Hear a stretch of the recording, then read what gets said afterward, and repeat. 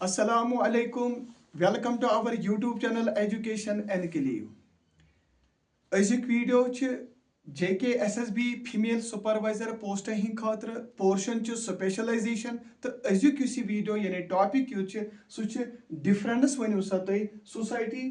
community तो बे वनु सा associations वनु सा तै पानवन difference तो छो पाई previous videos मस करे इसका यस society community तो बे association अमिक meaning तो characteristics पढ़ वंगेस वुचो यमन त्रेशवनी क्या छ पानवन difference वारियो बच्चों ते ओस वोनमुत कि अमिच डिफरेंस ते वनु हस ताकि अस तरह थोड़ा फिक्र यमन त्रेन युस ये त्रे टॉपिक छ सोसाइटी कम्युनिटी ते एसोसिएशन यमन हिन क्या डिफरेंस छ अस करो गनिश कथ करो अस एसोसिएशन ते कम्युनिटी क्या छ फर्क यानी एसोसिएशन तो कम्युनिटी यो छ आत क्या छ डिफरेंस तो छ पाई एसोसिएशन योस छ मेंबर्स ऑफ एन एसोसिएशन यो छ सु छ आसान वॉलंटरी यानी सपोज अगर का एसोसिएशन छ आत मस आसा छ शाबाश यम अमिक मेंबर्स च आसान तिम हसा च आसान वॉलंटरी बेस्ड समझ आसा यवान यानी इंडिविजुअल हसा च एट लिबर्टी यम साथ तिम जॉइन करें तो तम साथ यानी कि तिमन च तिम हेकन कुन ते एसोसिएशन मज तेली क्या जॉइन कर समझ आया चाहे पॉलिटिकल एसोसिएशन आस्तन चाहे रिलीजियस आस्तन चाहे स्टूडेंट एसोसिएशन आस्तन चाहे बार एसोसिएशन आस्तन यम हेकन अथ मज शाबाश एट लिबर्टी हेकन यम जॉइन कर गो इस थो तेल इथ कटी कथ याद कि मेंबर्स यम कमिक च एसोसिएशन या सा च वॉलंटरी बेस्ड तो इंडिविजुअल एट लिबर्टी सु जॉइन करान समझ आसा मगर अरे कम्युनिटी हिंस कथ करो कि बाय बर्थ यम साथ अख इंडिविजुअल मतलब जाव समझ आसा यवान तो इंडिविजुअल च बनान तेल मेंबर कमिक सा कम्युनिटी यानी युथि एकस इंडिविजुअलस बर्थ मिलान छ तो सु बनान तेल मेंबर कमि कम्युनिटी अमि मतलब गो membership use is rather compulsory यानी in this way membership is rather compulsory समझ आसा होत मज ओस इंडिविजुअल एट लिबर्टी यथ मज मेंबरशिप रादर कंपल्सरी अब तक समझ दोयम पॉइंट अगर अस मेंशन करो कि यस ये एसोसिएशन छ अत हसा छ पन स्पेसिफिक इंटरेस्ट या स्पेसिफिक इंटरेस्ट्स आसान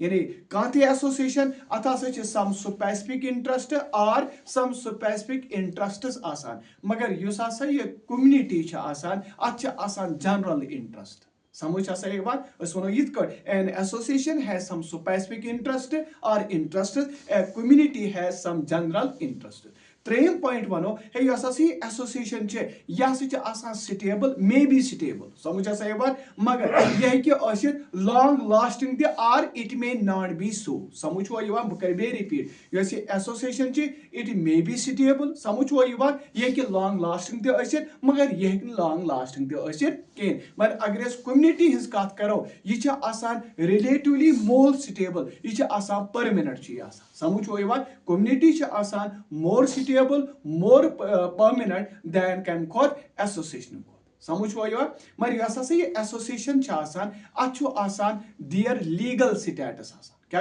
आसान लीगल स्टेटस आसान बाज़ाब्ते पड़ आसान अत पनुन क्या कानूनी हिसाब रूल हिसाब रेगुलेशन हिसाब एक्ट हिसाब छ आसान ये बनित या ये आसान रजिस्टर्ड आओ सब इथे कट यस कम्युनिटी छ अत लीगल स्टेटस जरूरत आसान कि एसोसिएशन छ जरूरत आसान लीगल स्टेटस मगर योततान कम्युनिटी हुन ताल्लुक छ अत नो लीगल स्टेटस आसान समझ आया ब्याक पॉइंट एसोसिएशन योस छ समझ आसा अत पन रूल आसान पन रेगुलेशन आसान ताकि यह कित पट हेकि रेगुलेट कर यम अमिक यम मेंबर्स आसान छ यमन कित पट हेकि काबू तो कंट्रोल कर गो तेल वनो यम रूल तो रेगुलेशन यम छ चाहे यम रिटन आस्तन चाहे यम अनरिटन रूल्स आस्तन समझ आसा ये बात मगर अगर कम्युनिटी हिंस कथ करो यह हसा बिल्कुल रेगुलेट करान बिहेवियर कमन मेंबर्स मगर कित पट करान ये अत पन कस्टम आसान अत पन ट्रेडिशन आसान अत नसा आसान रिटन रूल्स या अत नसा शाबाश रिटन लॉज जरूरत अत आसान मगर बे रिपीट कम्युनिटी यूज यह रेगुलेट करान अकिस इंडिविजुअल सुन बिहेवियर कम कि जरिए by means of custom by means of tradition it does not have written rules और लॉज ठीक है शबा ब्याक वो यस एसोसिएशन यह पार्शल मीन्स यह अड़े क्या यानी पार्ट आसान it may be regarded as a part of community गो एसोसिएशन हिस्स कमिक सा पार्ट कमिक कम्युनिटी मगर अगर कथ करो कुसा कम्युनिटी होल मीन्स यह इंटेग्रल आसान it may have with in it is boundary अत आसान यह सेवरल एसोसिएशन हिंस आसान बनेमस कस community ये integral आसान अथ हसा it may have within its boundary अथ मच वारिया several associations कैसा आसान समझ हुआ ये ब्याक यस हसी association अथ पन definite objective आसान क्या आसान यानी association यूज अथ हसा आसान definite objectives आसान गो मगर अगर अस community हिंस कत करो यमिस हसा आसान पन needs यानी यम हसा गसन फुलफिल करें पन नीड्स ऑफ इट्स मेंबर्स समझ हसा ये community fulfils all the needs of its members ठीक है मगर होड़ के वोनो तय एसोसिएशन हसा पन डेफिनेट ऑब्जेक्टिव आसान इथे कन अगर वनो यस हसा इंटीमेट कम्युनिटी सेंटिमेंट युस सो न हसा एसोसिएशनस मन लबन यवान कम्युनिटी सेंटिमेंट छन लबन यवान एसोसिएशनस मन क्या बल्कि यस हसा ये कम्युनिटी यह हसा अथ मन जरूरी आसान अख community sentiment intimate community sentiment जरूरी आसान समझ हसा क्या अथ मन वही फीलिंग आसान अख किस दुख सुख यम असल पे क्या शेयर हेकान कर सो तेल वनो अथ मन हसा क्लोज कम्युनिटी सेंटिमेंट आसान ठीक है मगर अगर अस कत करो एसोसिएशन एसोसिएशन यह पन प्रॉपर्टी क्या N association has its own property मगर यस हसा ये कम्युनिटी अत ना प्रॉपर्टी आसान पन तेल कहें समझ हसा community does not have any property of its own मगर अगर बे वो एसोसिएशन दहिम पॉइंट कि इंडिविजुअल युस सह हसा टेक पार्ट करान अत एसोसिएशन मन क्या तमिस पर्टिकुलर इंटरेस्ट आसान चाहे सो मे वो गणित रिलीजियस चाहे political cricket student association individual हसा टेक पार्ट करान एसोसिएशन मज क्या अमिस हसा पर्टिकुलर इंटरेस्ट आसान मगर कम्युनिटी हिंस कत करो मैन हसा बारन गसान कम्युनिटी मज सह डाई तक कत मज अथ कम्युनिटी मज कत करान कमिस एसोसिएशन तो कम्युनिटी क्या मगर वो वनो अम पे हे तुम वनु सा कि यस हसा ये सोसाइटी तो बे वो कम्युनिटी अत वो अत दरमियान कौस डिफरेंस सोन वीडियो डिफरेंस वनु सा एसोसिएशन कम्युनिटी तो बे वनु सा सोसाइटी तो गोनिक वो एसोसिएशन तो कम्युनिटी क्या डिफरेंस वनकस वनो यस हसा ये सोसाइटी ठीक है तो सोसाइटी तो बे वो सा अत कम्युनिटी क्या पान वन वाट ठीक तो वो तो सोसाइटी तुम पी यह हसा गई वेब कम सोशल रिलेशनशिप वेब वो मे बच्चों सो पंजा आसान अंग आसान जुड़ित बेस समझ हसा ये सोसाइटी तसा वेब आसान कमन सोशल रिलेशनशिप मगर अरे कम्युनिटी हिंस कत करो कम्युनिटी ग्रुप ऑफ इंडिविजुअल हिंद बनिमित यम अकिस पर्टिकुलर एरियाजस मज आसान तो यमन मज आसान डिग्री कमिच वही फीलिंग कमिच कम्युनिटी यह हसा बनिमित ग्रुप ऑफ क्या इंडिविजुअल हिंस यम हसा अकिस पर्टिकुलर एरियाजस मज रोजान तो यमन क्या आसान सम डिग्री ऑफ वही फीलिंग ठीक है तथा बह करो बे रिपीट गोनिक पॉइंट क्या वन में सोसाइटी आसान क्या वेब कमिसा सोशल रिलेशनशिप तो इस कम्युनिटी आसान यह it consists of a people of individuals यानी group of individuals it consists of group of individual living in a particular area with some degree of we feeling ठीक है वो दोम point क्या society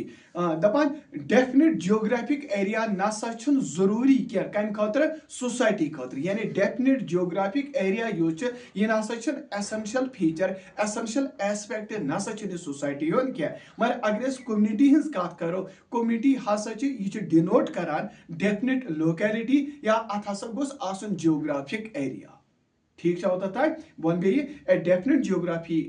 geographic area is not an essential aspect of society community always it denotes a definite locality or a geographic area त्रेम point अगर कत करो कम society हूँ गो तेल वनो community sentiment or a sense of we feeling हेकि हेकान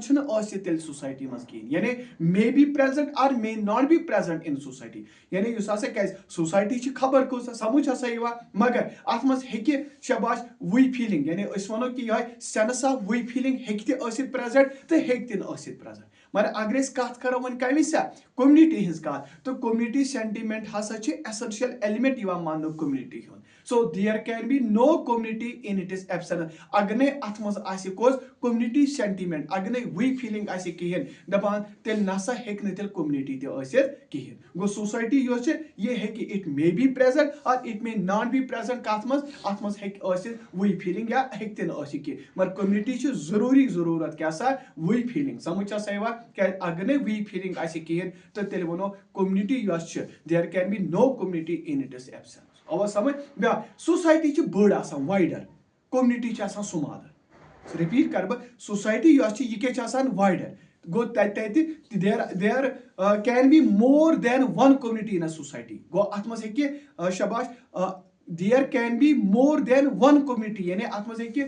one community in a society more than one community कत मज society अब वो में society wider आसान पर अगर community वुचो community smaller कम खोत society वन क्या society यह हसा बड़ अत मज हेकन वारिया community ते अब सब पर अगर community हिंस कत करो यह smaller आसान than कम खोत society मगर वन वुचो ब्या पूंचम point Amik Yama objectives the interests of society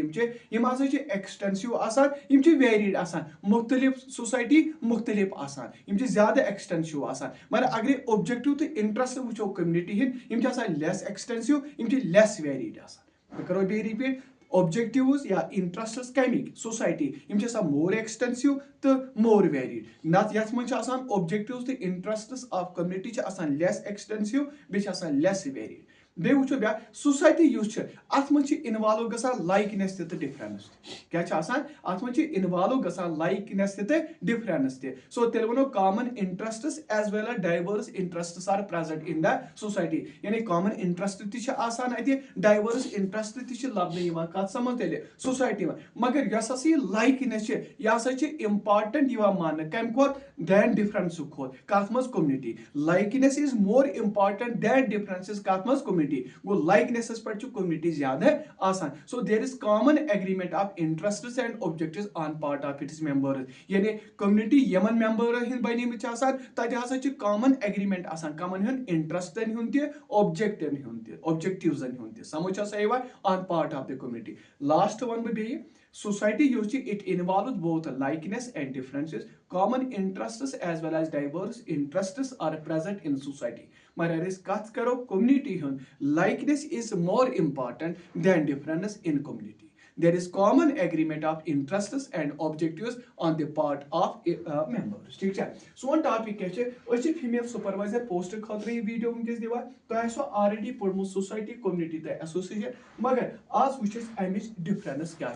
तो त्रो अमिक ऑब्जेक्टिव सत मगर तुम तुलो ज्यादा फायदे मेहनत करो समझ वो तो करो दुआ तुम करो मेहनत मे गॉड ब्लेस